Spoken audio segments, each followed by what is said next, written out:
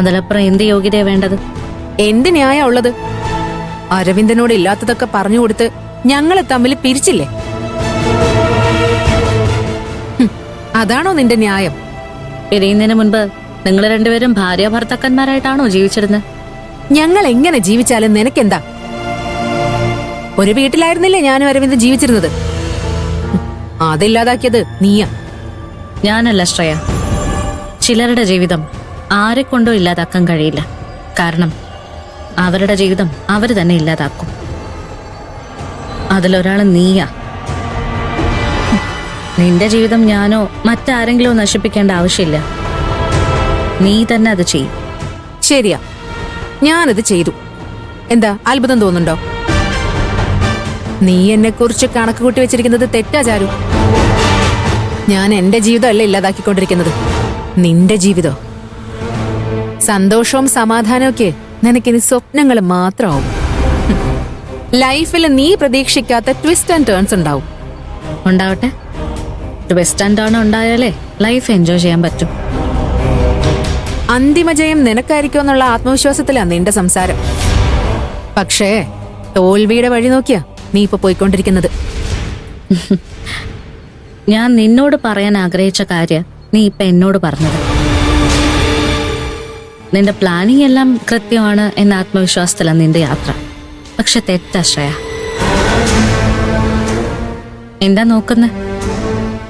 ആദ്യത്തെ തെറ്റെന്താന്നറിയോ നിനക്ക്? നീ സ്നേഹിച്ചത് അക്കുച്ചേട്ടനെ. അത് കിട്ടാതായപ്പോ ഞങ്ങളോട് പ്രതികാരം ചെയ്യാനായിട്ട് അരവിന്ദേട്ടനെ കല്യാണം കഴിച്ച് ഞങ്ങളുടെ വീട്ടിലേക്ക് വന്നു കയറി. അതുപോട്ടെ, അരവിന്ദേട്ടനോട് ജീവിക്കാതെ വീട് വിട്ടിറങ്ങി ഇവിടെ വന്ന് നിൽക്കുന്നുണ്ടല്ലോ, അത് രണ്ടാമത്തെ തെറ്റ്. നീ പറഞ്ഞ തെറ്റുകളൊക്കെ എനിക്ക് ശരിയാണ് ചാരു. നിനക്ക് ബുദ്ധിയുണ്ട്. അത് അതിബുദ്ധിയായാൽ ആപത്താണ്. ഞങ്ങളുടെ അന്തസ്സും അഭിമാനവും ഇല്ലാതാക്കാൻ ഡിവോഴ്സ് നോട്ടീസ് കൊടുത്ത അതങ്ങനെ വിടുന്നു കരുതിയോ നീ? എന്ത് ചെയ്യും നീയൊക്കെ? ആയിരപ്പറ തറവാട്ടിലെ ഓരോരുത്തരും ഞാൻ തീരുമാനിക്കുന്നിടത്ത് നിൽക്കും. നീ എന്നെക്കുറിച്ച് എന്താ വിചാരിച്ചത്? അരവിന്ദനെ കല്യാണം കഴിച്ച് നിന്റെ ബാലമാമന് പേരക്കുട്ടികളെ പ്രസവിച്ചു കൊടുക്കാൻ വന്നതാണെന്നോ? നിനക്കറിയാലോ എന്റെ വരവിന്റെ ഉദ്ദേശം. നിന്റെ ഉദ്ദേശം ഒന്നും നടക്കില്ല ശ്രേയ. എന്തുകൊണ്ട് നടക്കില്ല? നടത്തി കാണിച്ചു തരാം. എങ്ങനെ കാണിക്കും നീ? അരവിന്ദേട്ടനെ ഡിവോഴ്സ് ചെയ്ത് നാട് വിട്ടു പോവാൻ നിൽക്കല്ലേ? നീ ചലഞ്ച് ചെയ്ത് പറഞ്ഞ വാശികളൊന്നും നടക്കില്ല എന്നായപ്പോ ഡിവോഴ്സ് ചെയ്ത് പോകുന്നു.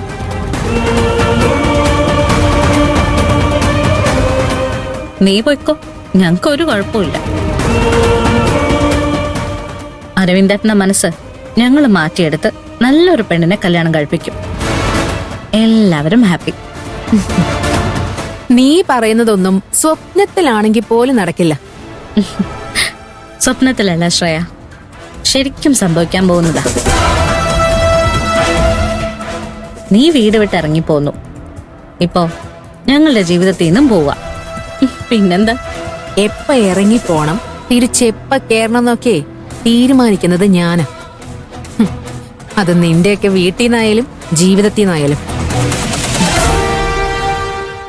ഞാൻ ആ വീട്ടിലുണ്ടായാലും ഇല്ലെങ്കിലും എന്റെ തീരുമാനങ്ങൾ ഞാൻ നടത്തിയെടുക്കും.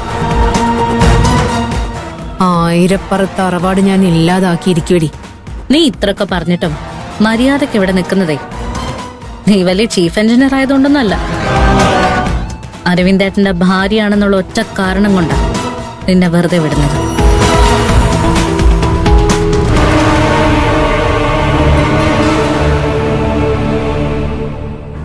നീ ഇപ്പൊ പറഞ്ഞ ചലഞ്ച് ഉണ്ടല്ലോ, അതൊന്ന് ആയിരപ്പറ തറവാട്ടിൽ വന്ന് പറഞ്ഞാ ഞങ്ങൾക്കെല്ലാം സന്തോഷാവും.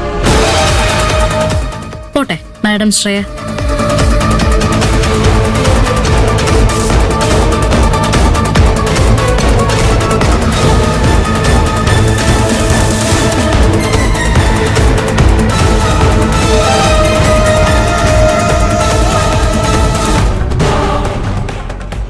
എടി ചാരു, എന്റെ അടുത്താണ് നിന്റെ സ്മാർട്ട്നെസ് കാണിക്കുന്നത്. ഞാൻ എന്താ ചെയ്യാൻ പോകുന്നതെന്ന് നീ കണ്ടോ?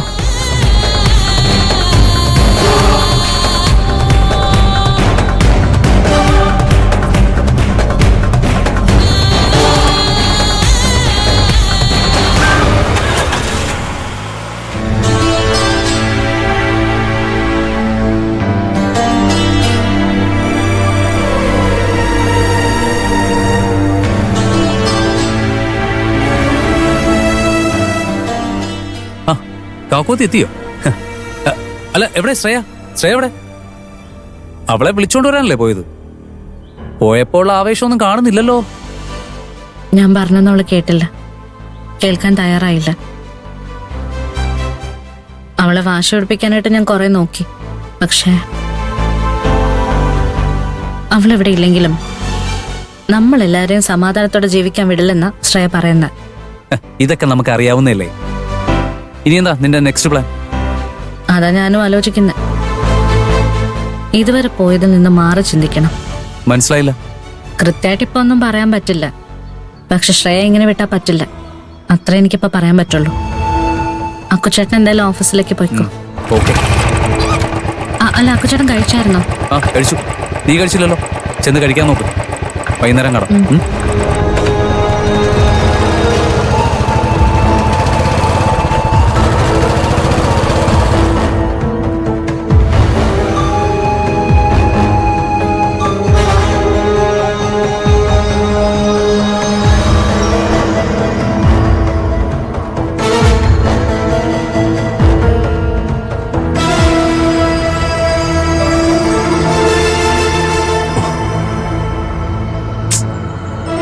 ഈ ശാന്തപ്പമാവനെ കാണുന്നില്ലല്ലോ.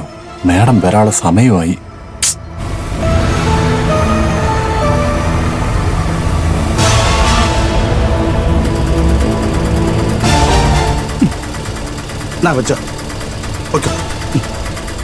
എവിടെ? ആ ആ ദേ. ശരാ, അവനെ എവിടെ? ആ ആ, ആ. ശാന്തപ്പമാവൻ ഇതെവിടെയായിരുന്നു? മേഡം വരാനുള്ള സമയമായി. അടകട വരുവന്. ദേ, ഇതൊക്കെ ഒപ്പിച്ചെടുക്കാൻ കുറച്ച് സമയം എടുത്തുന്നേ. കുത്തിക്കോ. കുത്താനോ? ഇതെങ്ങനെ കുത്താനാ? വേദന എടുക്കില്ലേ? ദാ, നീ ഇത് കുത്തിക്കറ്റണ്ട. ദാ ഇത് കണ്ടോ, ഈ ഭാഗം ദാ ഇങ്ങനെ കടിച്ച് പിടിച്ചാ മതി. പിന്നെ ചെറുനാരങ്ങ ഉള്ളത് കൊണ്ട് കുത്തിക്കയറ്റിയതായിട്ടേ തോന്നത്തുള്ളൂ. ഓ, ആ, അത് കൊള്ളാം. നാ. ആ.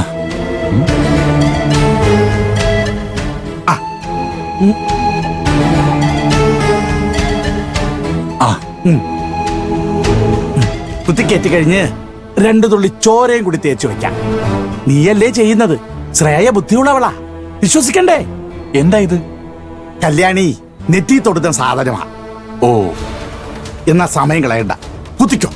ആ, ആ, അല്ല, കടിച്ചോ. ആ, ശരി.